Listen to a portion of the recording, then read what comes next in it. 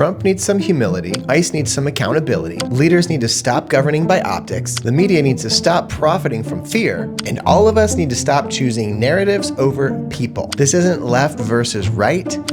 It's truth versus manipulation in what some would call engineered division. But more on that later. There was a time in our nation's history not too long ago when two Democratic presidential candidates could take the debate stage and it would look something like this. Let's roll the clip.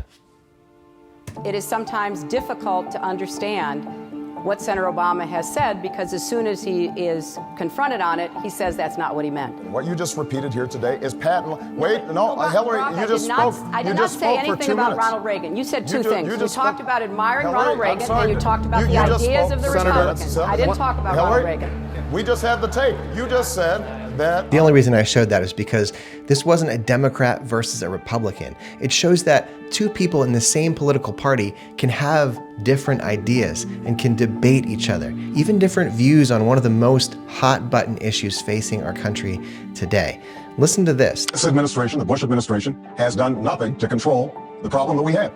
We've had 5 million undocumented workers come over the borders since George Bush took office. It has become an extraordinary problem. And the reason the American people are concerned is because they are seeing their own economic position slip away. And oftentimes, employers are exploiting these undocumented workers. They're not paying the minimum wage. They're not observing worker safety laws. As president, I will make sure that we finally have the kind of border security that we need. That's step number one. Step number two is to take on employers. Right now, an employer has more of a chance of getting hit by lightning than being prosecuted for hiring an undocumented worker. That has to change. They have to be held accountable. What's striking about this clip from 2008 is that Obama, a Democrat, is criticizing Bush, a Republican, for letting 5 million undocumented immigrants into the US, calling it an extraordinary problem.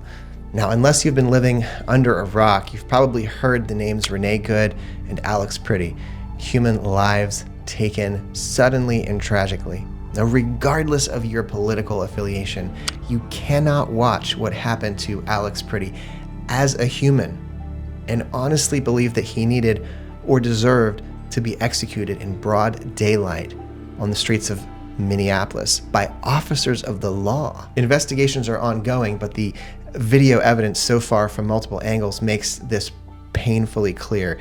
He was pepper sprayed, pushed to the ground. He had one hand in the air and the other on his phone. He did resist, it seems, but not once did he reach for his concealed weapon. He was then disarmed, his gun taken by the agent, and after he was disarmed by that other agent, he was then shot by another, point blank, multiple times. Now, there is some ongoing debate as to whether during this whole scuffle, if one of the officers actually knew that the other officer had removed Alex's weapon and maybe actually was threatened. But either way, this is a brutal and senseless loss of life that absolutely did not need to happen. There's no denying the tragedy here, and my prayers are with the family. Now I need to point out some new evidence that just came in showing Alex Pretti just 11 days before he was killed. Let's take a look at this. This is a moment the news movement filmed on January 13th in Minneapolis, showing a man who appears to be Alex Pretti interacting with federal immigration agents 11 days before Border Patrol shot and killed him. Our footage was analyzed by the BBC, whose facial recognition technology confirmed his identity to a 97% degree of accuracy. On the morning of January 13th, our team received a tip that federal agents were blocking a street at the corner of East 36 and Park Avenue in Minneapolis. We arrived around 10:15 a.m. We saw observers shouting at the agents as they walked back to their vehicles. When they started driving away, the man kicked their taillight. An agent then got out of the vehicle, grabbed him, and pushed him to the ground.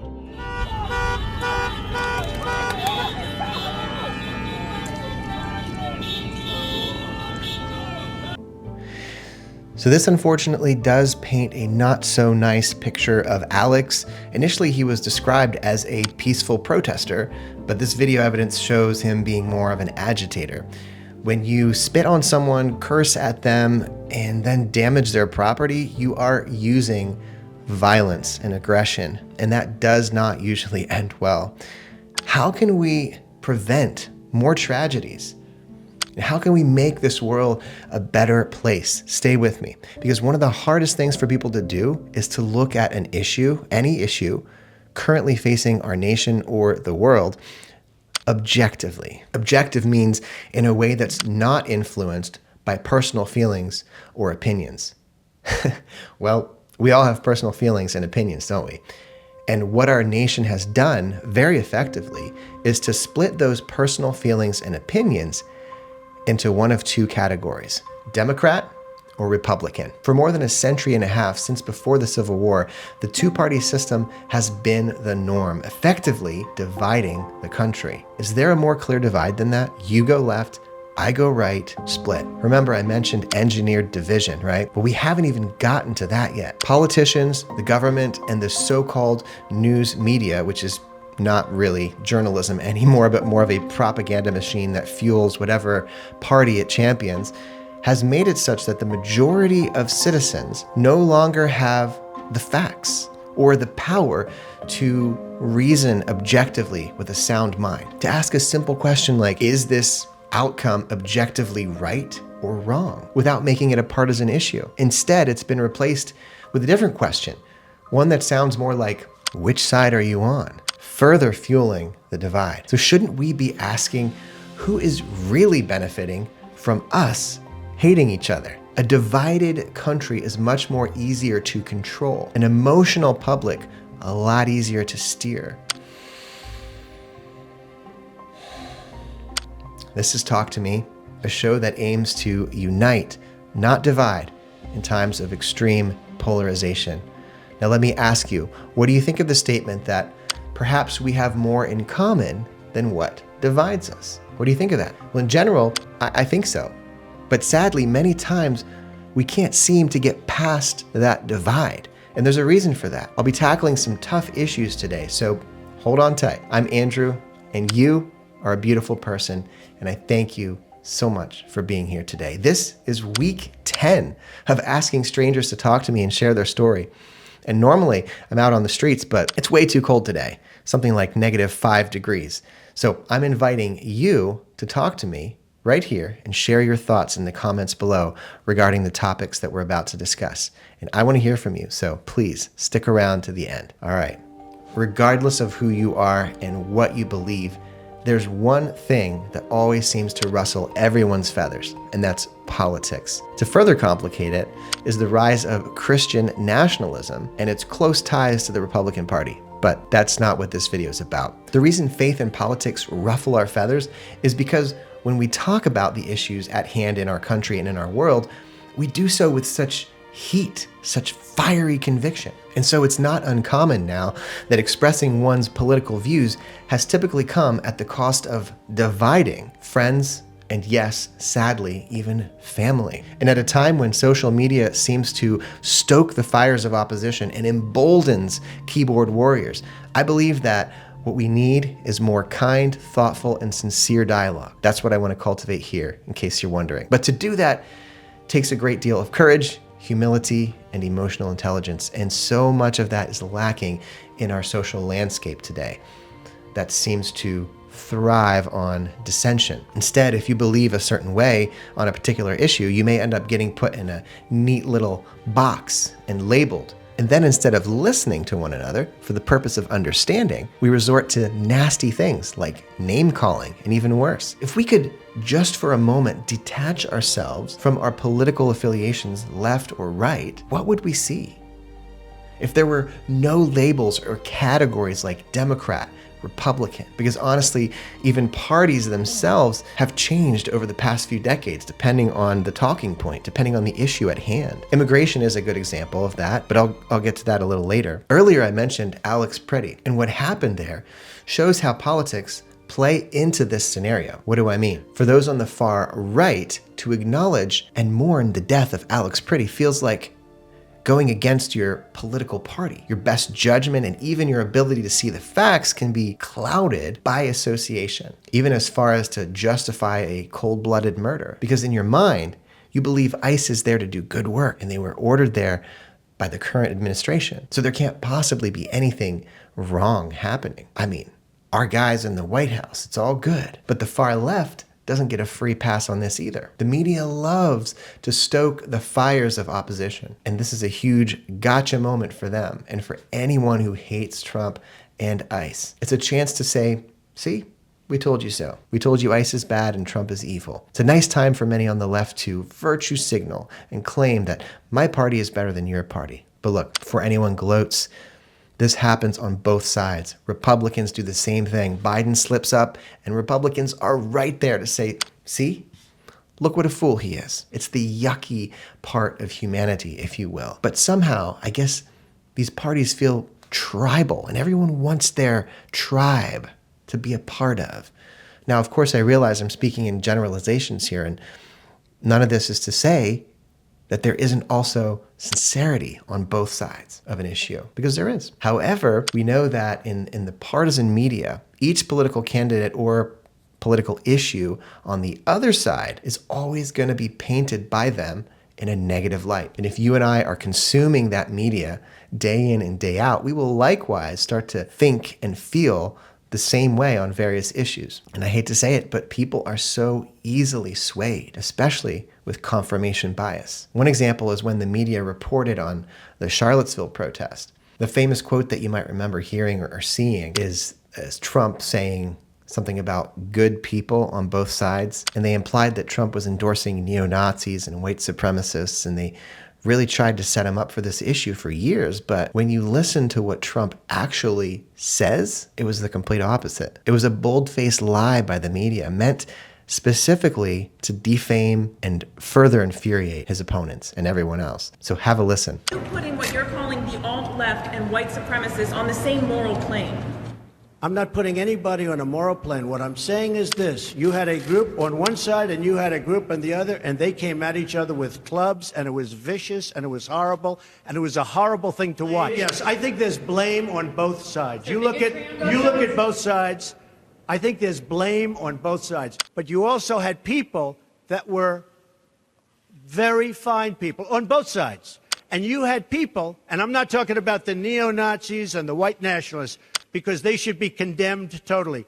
But you had many people in that group other than neo-Nazis and white nationalists, okay?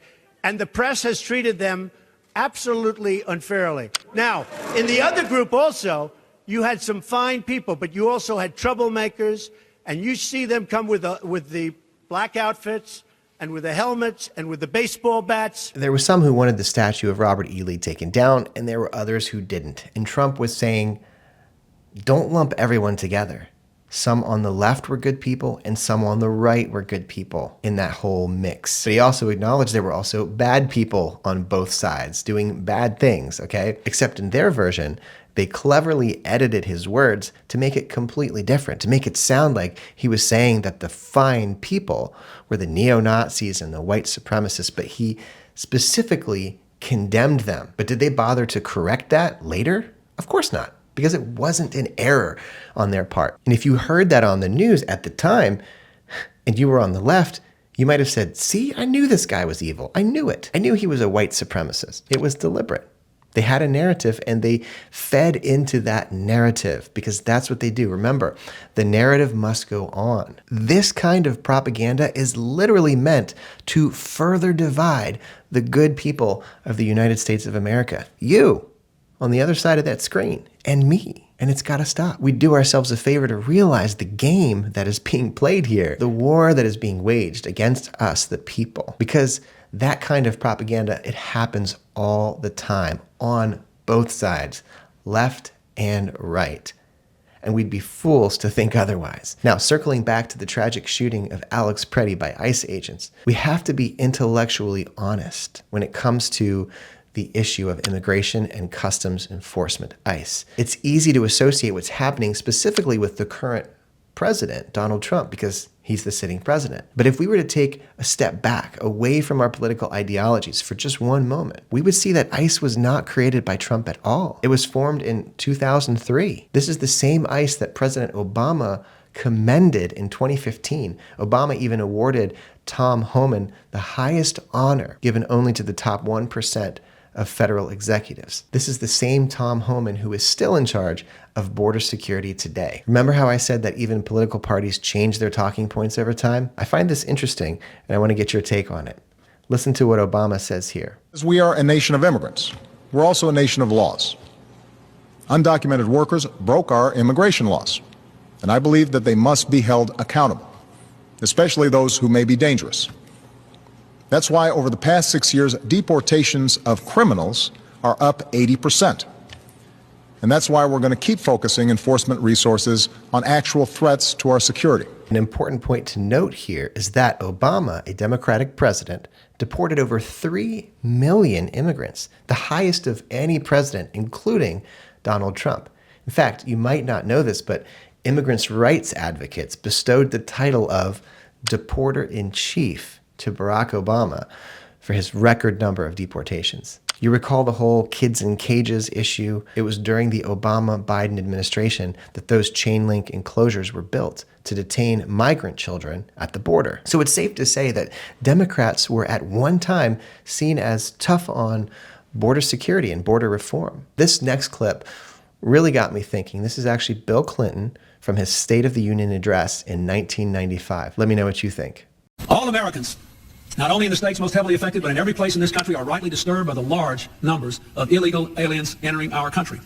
The jobs they hold might otherwise be held by citizens or legal immigrants. The public service they use impose burdens on our taxpayers. That's why our administration has moved aggressively to secure our borders more, by hiring a record number of new border guards, by deporting twice as many criminal aliens as ever before, by cracking down on illegal hiring, by barring welfare benefits to illegal aliens. In the budget I will present to you, we will try to do more to speed the deportation of illegal aliens who are arrested for crimes, to better identify illegal aliens in the workplace, as recommended by the commission headed by former Congresswoman Barbara Jordan. We are a nation of immigrants, but we are also a nation of laws. It is wrong and ultimately self-defeating for a nation of immigrants to permit the kind of abuse of our immigration laws we have seen in recent years, and we must do more to stop it. As I'm listening to that, I'm imagining, what if it were Trump saying those things today? Wouldn't Democrats be outraged at what he's saying? But Bill Clinton got a standing ovation. It's not just Bill. Hillary was also tough on border and immigration issues. And I can't say that without showing you just a few quick clips. I do not think the comprehensive health care benefits should be extended to those who are undocumented workers and illegal aliens. We do not want to do anything to encourage more illegal immigration. Several things, and I am, adamantly against illegal immigrants. Certainly, we've got to do more at our borders. What we need to do simultaneously, secure our borders with technology, personnel, physical barriers if necessary in some places, and we need to have tougher employer sanctions. If you're that passionate about it, let them get driver's licenses. Well, we disagree on this. I do not think that it is either appropriate to give a driver's license to someone who is here undocumented, but we have to send a clear message. Just because your child gets across the border, that doesn't mean the child gets to stay. So we don't want to send a message that is contrary to our laws or will encourage more children to make that dangerous journey. You recently said instead of building walls, we need to tear down barriers. However, last November in New Hampshire, you openly said that as senator, you voted numerous times to build a wall with Mexico. What's the difference between what you did, voting to build a wall, and what Donald Trump wants to do now? Well, look, I voted numerous times when I was a senator to spend money to build a barrier to try to prevent illegal immigrants from And of course, there are more clips than that. I don't want to overdo it because that's not the point. But I did want to provide some concrete examples of what Democrats were saying just a number of years ago. And ICE has been around for decades at this point, under numerous administrations, way before Trump came on the scene. So we have to ask ourselves, what's different now? Well, you might be saying, sure, Obama deported over 3 million, but I'm sure he was gentler and kinder than Trump. ICE is ICE, with or without Trump. Democrats oversaw millions of deportations, and they used ICE. Do you think that in those 3+ million deportations, there were no issues at all? No mess-ups, no accidents, no hiccups? It was all just an easy 3 million people deported, no problem? Wrong. We actually know for a fact that there were many who died in ICE custody under Obama. But yes, there are a few differences between then and now, 4 to be exact, that I want to cover.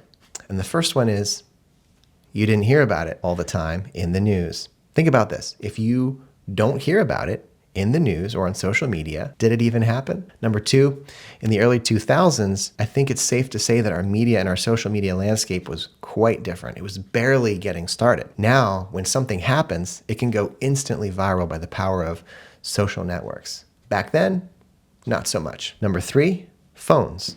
Everyone has a phone now. People show up to protests with their phones and they start filming. Imagine all the first-hand footage that we missed years ago if only there had been a bystander filming with their phone. In fact, Alex Pretti was there filming with his phone that day, and then a few bystanders were filming with their phones as the tragic incident unfolded. Number 4, cooperation. And this is the one that I think we need to pay the most attention to. Stay with me here.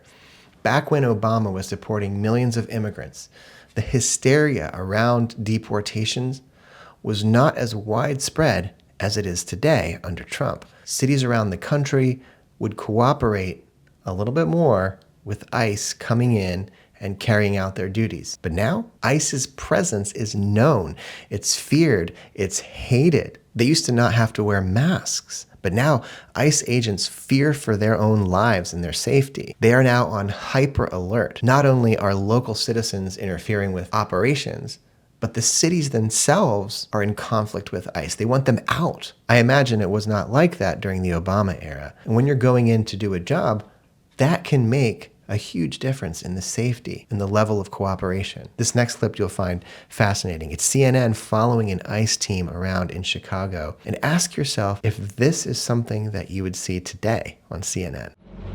Just before the sun rises in the Windy City, Immigration and Customs Enforcement agents fan out across Chicago to arrest criminals in the U.S. illegally. Tech 1, Tech 2, Tech 3. CNN was granted exclusive access to witness some of those raids. We got 3 targets this morning. You know, some of the neighborhoods a little sketchy, so we got to make sure it's not just the target we're looking at, but other people around us. They want to come out extra early, like right now, because they want to catch these people before they go to work. That's why it starts so early in the morning. All right, let's roll, guys.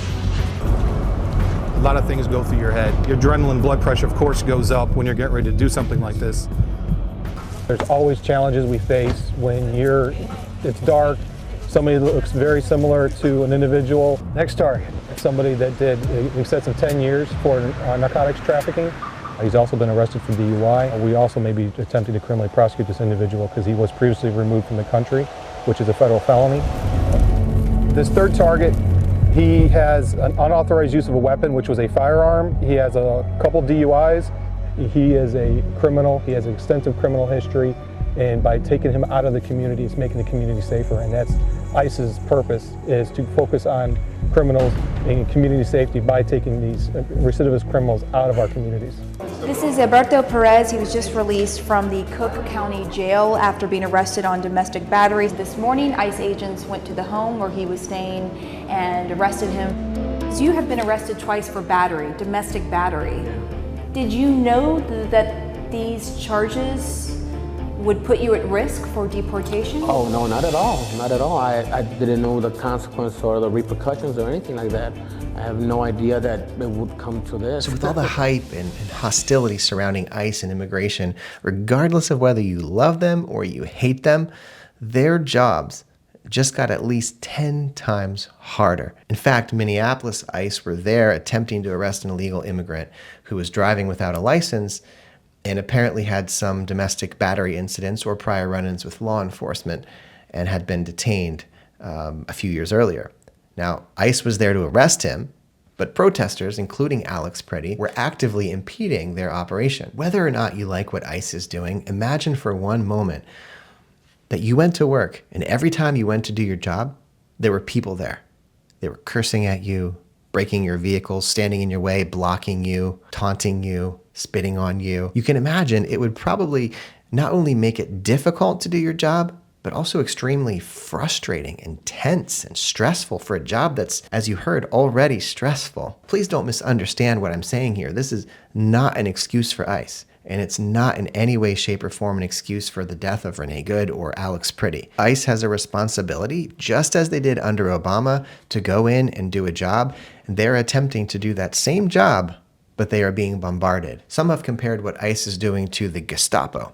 One gentleman had this to say, and I think you'll find it interesting. ICE is acting like Gestapo. If you think this, you are falling right into a trap that was laid for you by these agitators that are creating all this chaos, intentionally. Do you have a job? I'm getting paid right now. They are not acting like Gestapo. First of all, Gestapo was just allowed to round up and take whoever they wanted. These are court-ordered warrants. ICE is just doing their job. What's happening is these agitators are pushing them to that point. Am I saying that ICE is acting perfect? No. Could a lot of these deaths have been prevented? Yes, but we also don't know what it's like to be out there and have all of these agitators impeding with you, stalking, harassing constantly. They're counting on this chaos. You think they care if people die or not? They don't care. They want it, in fact, so that people like you who have compassion and empathy could start to question what you voted for. America voted for mass deportations. This isn't Gestapo, it's rule of law. If they just peacefully protested, you would see no deaths. If they didn't get in their way, you would see no deaths at all. That's why we're seeing this mostly happen in that state, because that is where it's being mostly organized. So don't fall for their tactics. So what's my point in all this? My point here is not, again, to excuse anything that ICE has done or is doing, or to comment on who they are as an organization. That's not what this is for. I want to make that clear. It's simply to point out that Obama used ICE every bit as much as Trump, and probably more since Obama's numbers were, of course, much higher than Trump's, which is how he got the nickname Deporter-in-Chief. However, given the list of differences that I mentioned earlier from previous administrations until now, the outcomes are understandably different, don't you think? We are living in different times. But back to the media narratives and the engineered division. The biggest reason you're seeing what you're seeing now is because that's what they want you to see. I don't think I can overstate that enough. So let me say that again. What you're seeing is what they want you to see. The protests, the chaos, the deaths, all are rightly disturbing. But the reason you and I are seeing it everywhere all the time is precisely to put fuel on that fire, to further the divide along party lines. Chaos breeds more chaos. Violence breeds more violence. Hate breeds more hate. And moreover, pushes the narrative forward, making it much easier to steer us, an unwitting public, and to shape our perceptions. If you watch the news closely, they will tell you what to be outraged about next.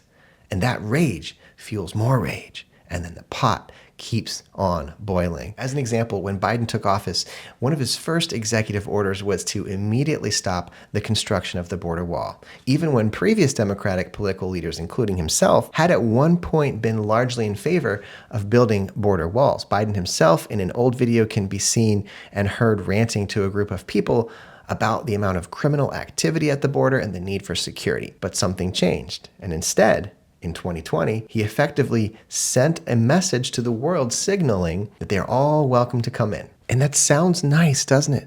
Because you and I want people to escape their country if they're being oppressed and find a better life. It even seems like the Christian thing to do. But in doing so, he undid all the progress that was being made to have a safe and secure border, which is arguably more kind and compassionate than an open, free-for-all border. And as a result, conservative estimates of how many illegal border crossings happened under Biden-Harris watch are 6 to 10 plus million. Again, some estimates are more. Now, let me just remind you of what Democrat Bill Clinton said in his State of the Union address that I played earlier. He said, all Americans, not only in the states most heavily affected, but in every place in this country, are rightly disturbed by the large number of illegal aliens entering this country. The large number that he was talking about was 5.6 million in 1995. And in 2008, Democrat Obama said that Bush let 5 million undocumented immigrants into the U.S., and that was a problem. So I'm wondering, where was the outrage on the left? We didn't see it because our guy, Biden, was in office. So it was all good, right? In 2020, just before Biden and Harris took office, that number was already closer to 10 million. Then Biden and Harris take office, and we see this influx of millions more. I don't know about you, but I can't even comprehend that number of people. If Bill Clinton was disturbed by 5 million illegal immigrants in this country and was demanding reform, can someone tell me how 10 plus million isn't a problem? Just from a physical standpoint of caring for the needs of that many people. Where do they work? Where do they live? How does it all happen? Etc. But again, what surprised me most was that under Biden, when all of this was happening, I didn't see any outraged or disturbed Democrats. I didn't see them protesting on the streets. I didn't see leftist news outlets talking about a lack of border security.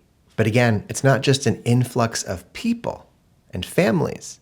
It's not just families looking for a better life. You get gangs, you get cartels, drug smugglers, human trafficking, the exploitation of children.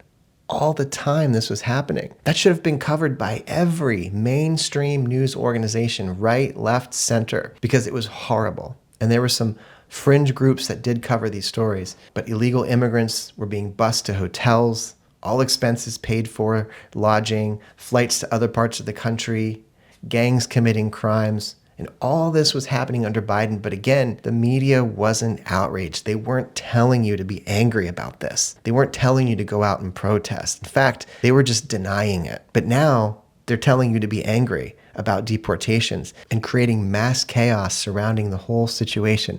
Do you see how this is working? The reason I say this is not to make Biden look bad, although I do have serious questions about why he would let that many people in and let all these things happen knowingly and do absolutely nothing about it. But I say this because I think it's so telling how parties can completely ignore atrocities when their guy is in office. Now, I'm talking about Democrats and Republicans, by the way. I know certain diehard MAGA Republicans, as they would be so called, who believe that Trump is God's gift to us. And because of that, they are either unwilling to admit his flaws or simply turn a blind eye. I also know certain diehard Democrats who are so in love with Biden or Obama that they could also do no wrong. They would praise that president for what he did. But if Trump had done that same thing, it would be met with skepticism or disdain. You see how this works, this dualism? In their eyes, there's absolutely nothing that Trump could do that would be good.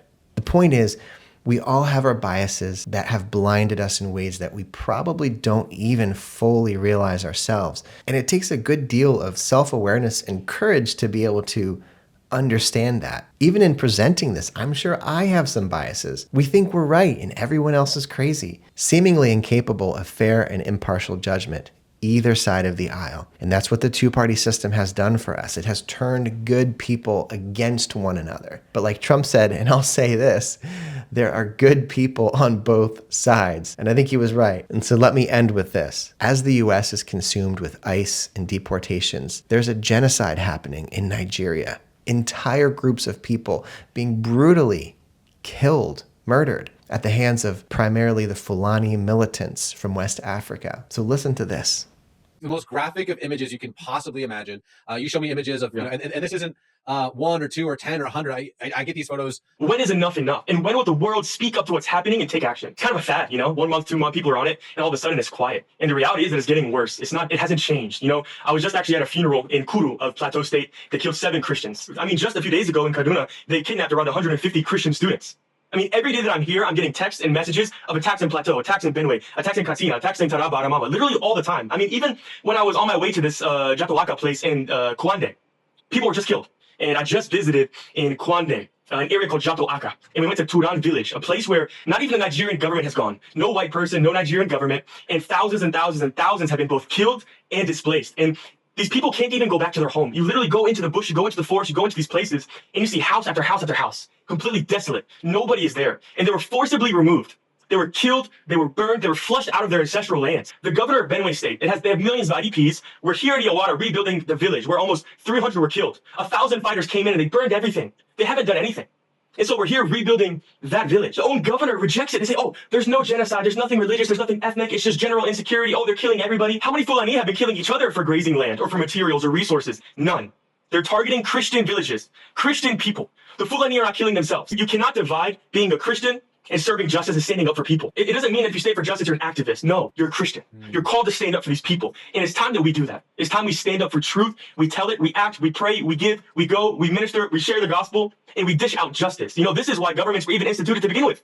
They're supposed to be the ones who stand up, who make sure that justice is served, who the poor, the needy, the ones who are afflicted, that they're protected. They're not forgotten. They're not forsaken. Now, I'm not saying this to say that one person's suffering is greater than another. That's not the point. As humans, we only have a certain threshold or capacity of what we can handle. So much going on in the US and in our world? What do we do with ICE?